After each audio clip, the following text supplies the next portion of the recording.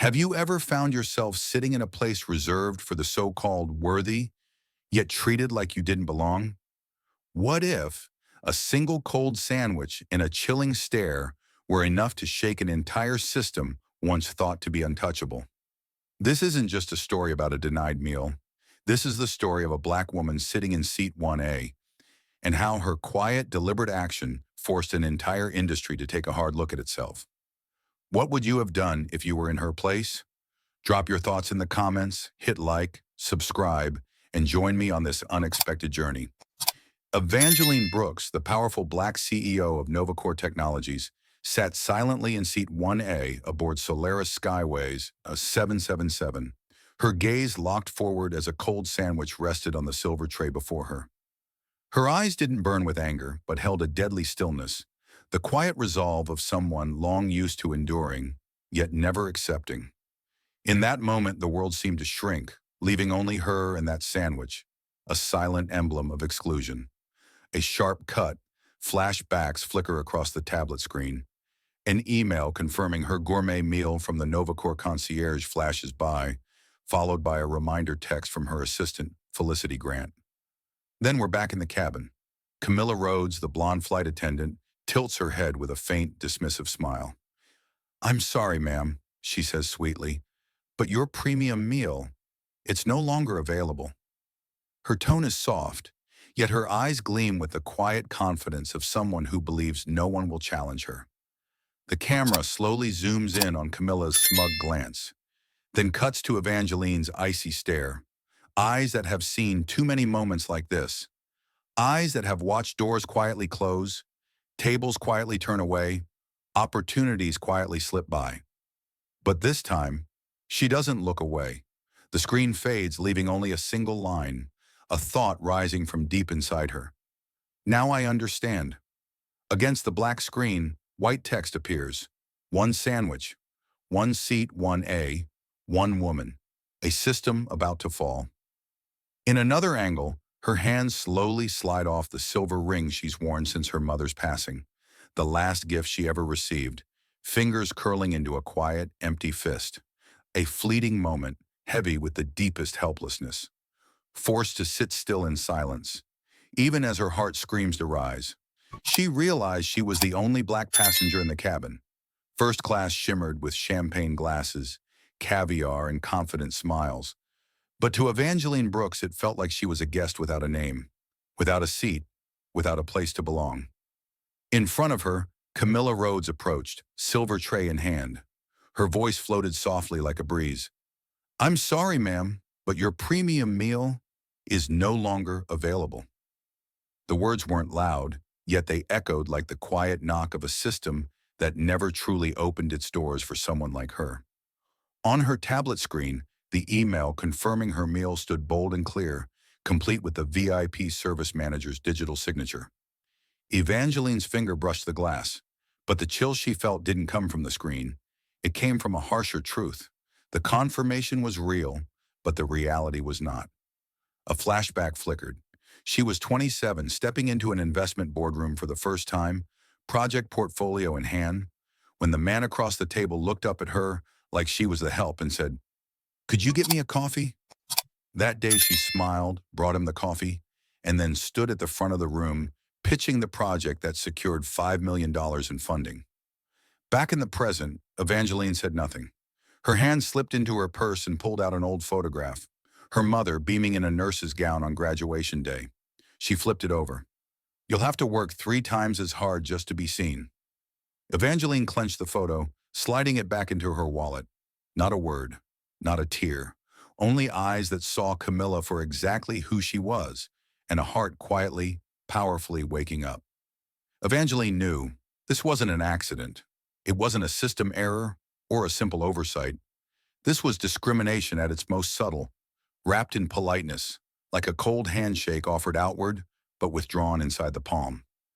As Camilla Rhodes's gaze flicked briefly over Evangeline, then lingered longer on the white men seated behind her, a bitter familiarity welled up inside. Another memory surfaced. She was 30, walking with her mother into the hospital where her mother worked as a nurse. They stepped toward a medical conference room, only to be stopped by security. Sorry, this room's for doctors only. Her mother stood still, no explanation, no argument, just a quiet, tired smile before she turned away.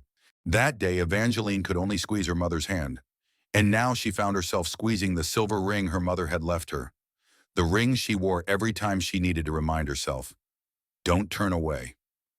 The camera zoomed slowly into Camilla's glance, a flicker of smug confidence, certain Evangeline wouldn't challenge her. Then cut to Evangeline's gaze, calm, steady, unyielding. Eyes that didn't need to shout, yet carried the quiet power of someone who had seen, who knew, and this time, who refused to stay silent. The screen faded gently as words appeared. Now I understand. And just after a sharp cut, the cold sandwich tray, Evangeline's hand rested gently atop it, then slowly pulled a napkin over, covering it like a quiet ritual of burying shame, but also a silent promise. This will not happen again. She didn't make a scene.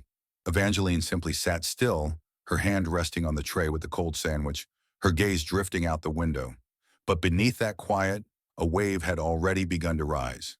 Without a word, she tapped her smartwatch, finger gliding over the internal app, sending a direct investigation request to Felicity Grant, her executive assistant and Novacore's director of data security. One subtle touch, but behind it, an entire AI system stood ready to move. At Novacore's New York headquarters, Felicity's screen lit up with an alert. Camilla Rhodes, crew ID, flight number. No questions, no explanations. Just a single message from Evangeline. Investigate. The camera cut sharply to Felicity, her eyes cool behind thin glasses. She took a slow sip of coffee before typing the command. Data began pouring in.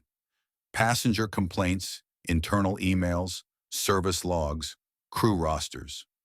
Evangeline gently pressed the silver ring on her finger, the same ring her mother had worn the night she refused to leave the hospital during her final shift, choosing instead to stay and save a child.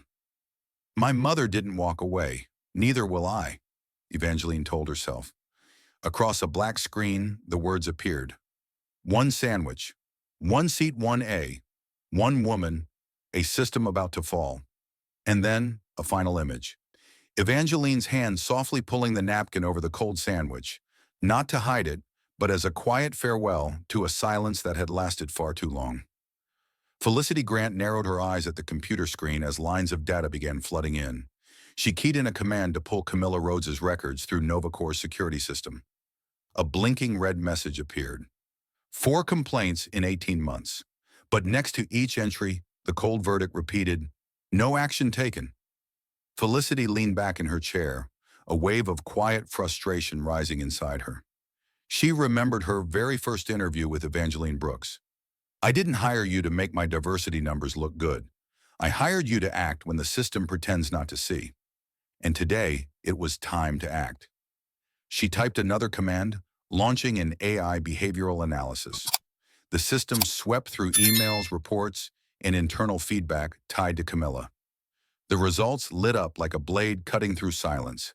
Bias frequency, 83%. Pattern of repeat behavior. Cultural risk, high. A single tear slid down Felicity's cheek, not out of anger but exhaustion. How many people have accepted this bias as normal? She wondered, quietly wiping it away so no one would notice. She picked up the phone, sent the data file to Evangeline with just one message. It's not just Camilla, it's the system. On the other end, Evangeline stared at the message, closed her eyes, her hands clasped together. A quick flashback cut to her first startup boardroom, the day she was mistaken for an assistant, asked to pour coffee for investors. Not the first time, but this time will be the last, she whispered. Evangeline sat perfectly still, her eyes locked on the phone screen. A soft vibration pulsed from her smartwatch, signaling that Felicity Grant had accessed the Novacore system. Hundreds of miles away, in a small office lit by the pale glow of monitors, Felicity typed in the final command. Analyze Camilla Rhodes's behavior. Cross-reference with all non-white passenger records. On her screen, a graph unfolded, red curves stacking over each other, connecting scattered incidents into a chilling pattern. A notification appeared. Systemic bias probability, 89%. Felicity clenched her fist, unable to speak. How many years? How many people like Evangeline had sat in silence, accepting it? How many refusals had been disguised as policy or excused as a system error? Evangeline received the file from Felicity through the secure app, a sharp resolve flashing in her eyes. Her mind drifted back to her last phone call with her mother, the night she died after being denied hospital admission, because she didn't have premium insurance. Her mother's voice echoed softly in her memory. Don't let anyone tell you you're not worthy, just because they can't see your value. A tear welled up, but Evangeline wiped it away, a faint smile starting to form. She tapped send, forwarding the report directly to CEO Silas Montgomery, attaching video footage from the first-class cabin camera. At that moment, Miles, the young flight attendant, approached hesitantly, his hand trembling as he rested it lightly on Evangeline's shoulder, eyes silently pleading an apology he couldn't voice. She looked at him, gave a quiet nod, then turned away, her gaze fixed straight ahead.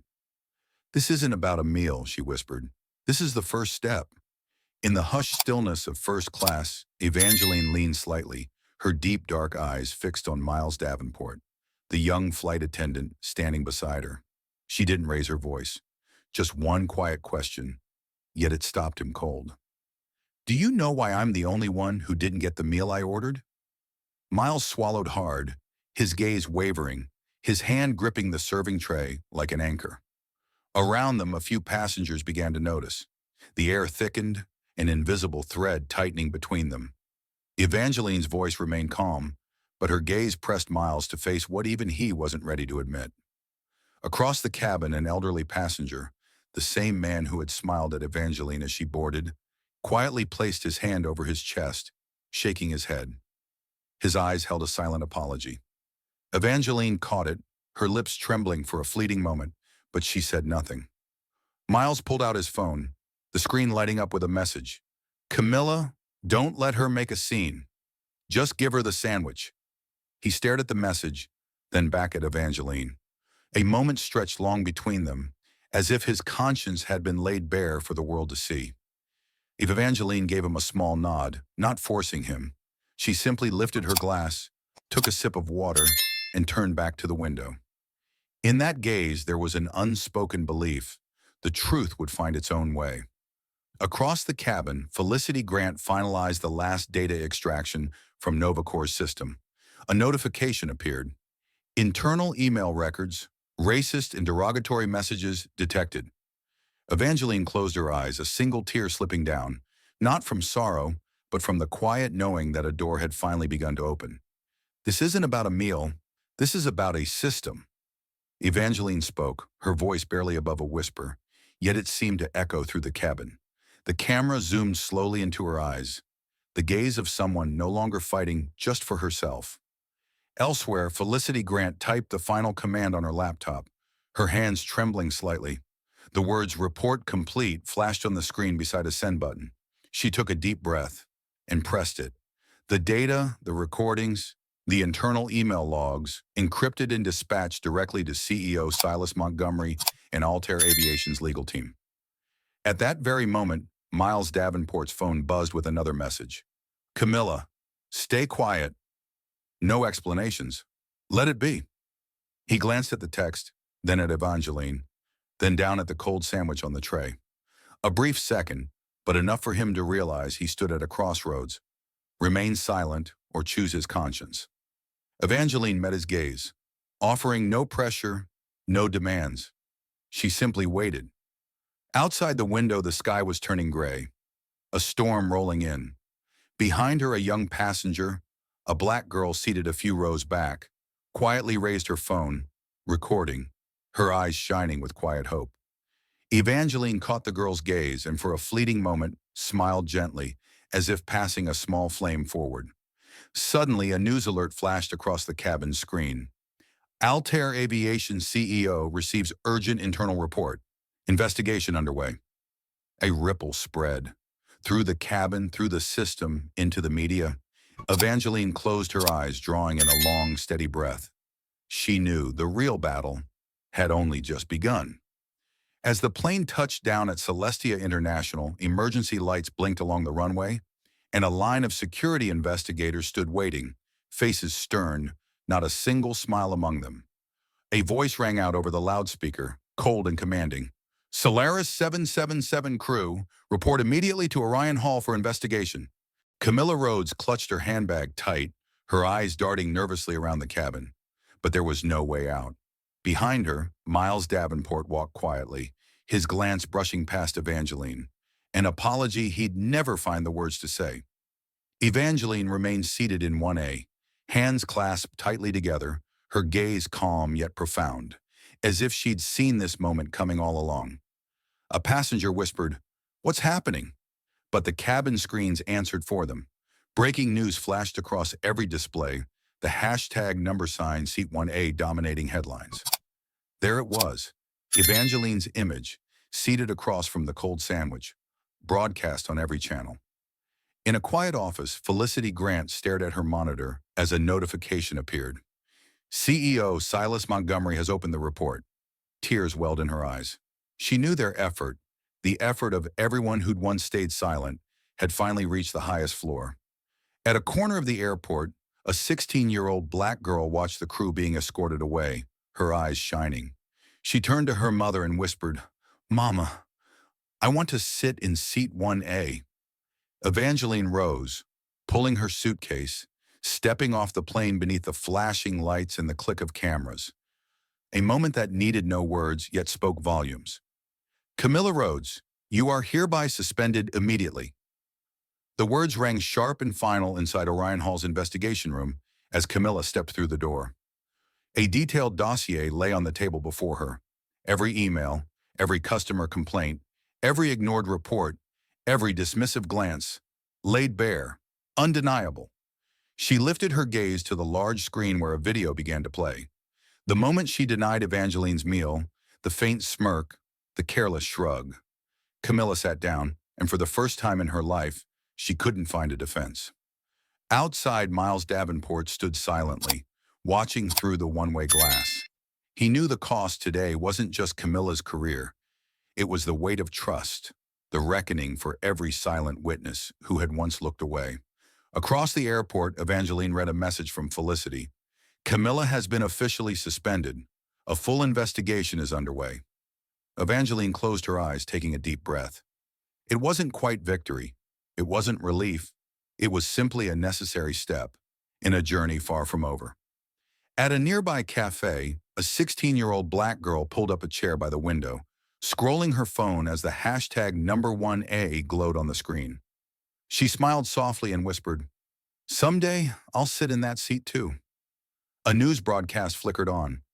Altair Aviation launches investigation into 24 months of internal bias, reviewing 1,200 customer complaints.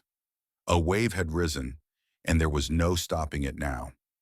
Inside the investigation room at Orion Hall, Camilla Rhodes sat motionless. Before her, a large screen replayed the moment that sealed her fate. Her cold, dismissive stare, the smug shrug as she denied the meal. Every second, every glance, every snide remark captured in internal emails scrolled across the display. There was no more room for denial. This culture of discrimination doesn't stop at a single meal. CEO Silas Montgomery's voice carried heavily from behind the glass. It's embedded in the system. Beside the video, a data panel appeared. 47 internal emails, 22 customer complaints, 3 cabin camera clips, all pointing to a stark, undeniable truth. Camilla clenched her fists, her eyes reddening with a quiet, creeping shame. But Evangeline wasn't there to see it. She stood in the corridor of Celestia International, gazing through the glass, phone in hand, reading a message. "Confirmed. The culture of bias has been exposed. We're halfway there." Elsewhere, Miles Davenport stepped out of the investigation room, lifting his head toward the sky. He knew today wasn't just the day one person was held accountable. It was the day an entire system was called to answer. Across social media, the hashtag number seat 1A continued to surge as stories from others who had once been denied, once stayed silent, began to surface. On another flight, a child gazed at an empty seat 1A and whispered, "Someday, That'll be mine. And somewhere, a spark of hope was quietly catching fire. Evangeline never gave a public statement. She said nothing, but her actions spoke louder than any words. The moment Camilla was escorted out of Celestia International, a quiet image began to spread. Evangeline, leaving the airport, walking slowly under the dim streetlights, a worn boarding pass in her hand. No explanation, no interview, just a single image. A black woman in a black blazer, her face calm, her eyes steady with quiet resolve.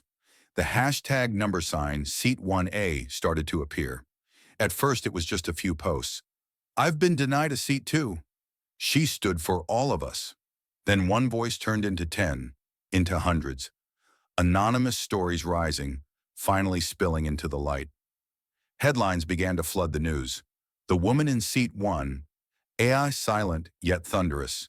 Number seat 1A goes viral, a global wave. Altair Aviation ordered to address internal bias allegations. In a quiet hotel room, Evangeline sat by the window, watching the city shimmer below. Her phone buzzed with a message. Thank you for starting this. She held the message close, closed her eyes and drew a deep breath, as if setting down every storm she'd carried. But outside, the waves hadn't stopped. Somewhere, a clip of her, sitting across from that cold sandwich, her eyes locked on the camera, was spreading like wildfire. And at that very moment, in another airport, a little black girl stared through the glass at seat 1A and whispered, "Someday, that seat will be mine." The next morning, Evangeline woke to hundreds of messages, emails, and missed calls. But instead of answering, she quietly opened an old wooden box, the one where she'd tucked away a handwritten letter she'd penned the night before, still unsent. You deserve to sit in seat 1A. Never let anyone make you believe your place is in the back. She folded the letter carefully, slipped it into an envelope, and wrote the address across the front. Serenity Youth Center. For Mia, age 16. Meanwhile, across international headlines, her image, sitting by the hotel window, her gaze deep and thoughtful, spread everywhere. Forbes, the woman in seat 1A, a global symbol of service culture reform. The Guardian, Evangeline Brooks, the woman who exposed seat 1A. CNN, from a sandwich to a revolution. On social media, the hashtag number sign Seat 1A continued to soar, carried by personal stories, words of gratitude, and photos of young girls holding handwritten notes. I got your letter. Back in her hotel room, Evangeline sat at the desk, watching the letter's tracking update on her phone. She smiled softly, a look that held both relief and quiet wonder. Outside, the city lights glittered, and in that moment, a new message popped onto her screen. You didn't just change an industry, you changed me. She leaned back, gently closed her eyes. No speech, no award, just a message sent. And somewhere far away, Mia held the letter tight, gazing up at the sky. Someday, that seat will be mine. On the third day after the incident, Altair Aviation held a historic press conference at Helios Tower. At the podium, CEO Silas Montgomery stood in silence, facing a packed room of reporters as camera flashes burst like lightning. We will not deny the truth, he said, his voice steady. We choose to face it. He laid out the official statement. Camilla Rhodes suspended indefinitely, an independent investigation launched, and a sweeping overhaul of service training announced, emphasizing respect for every customer is our highest priority. Behind him, the screen displayed a simple message. It starts at seat 1A. It ends at every seat. In that moment, the cameras turned toward Evangeline, seated quietly among the invited guests, her gaze calm yet unwavering. She didn't speak. She simply nodded, an acknowledgement, a quiet acceptance. Yet somehow her silence echoed louder than any speech that day.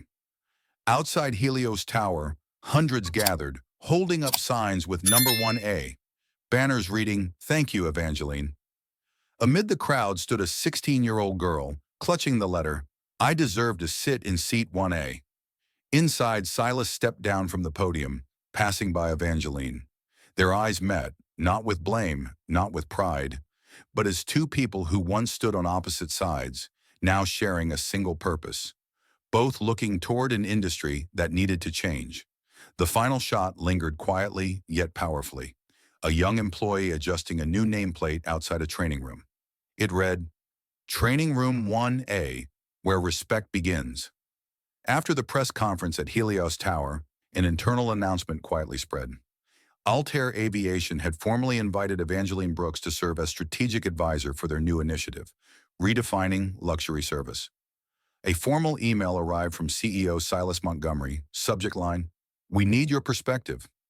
That evening, Evangeline sat alone by the window of her room at the Venetian bayfront, watching the city lights shimmer across the lake's surface.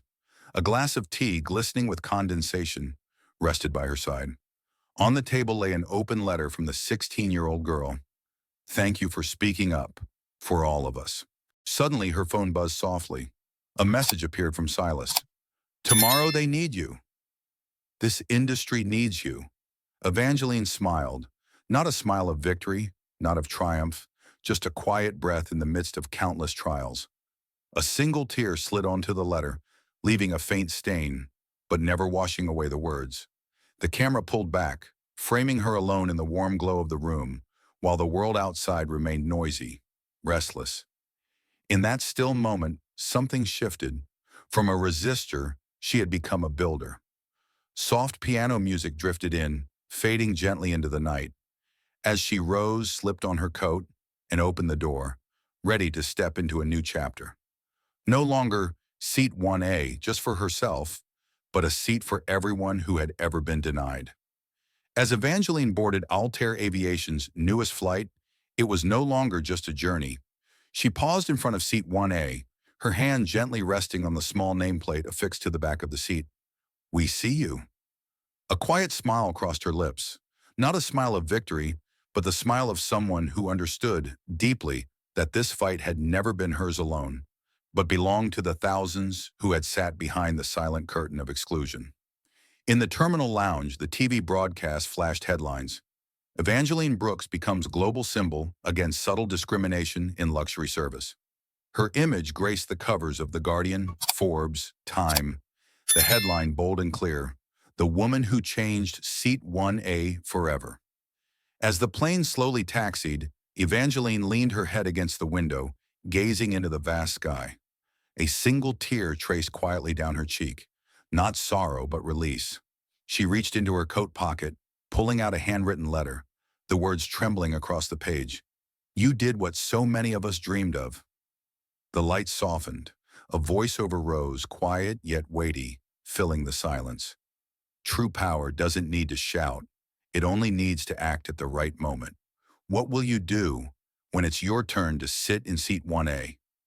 The music faded gently, leaving only the echo, a message, a symbol, a beginning.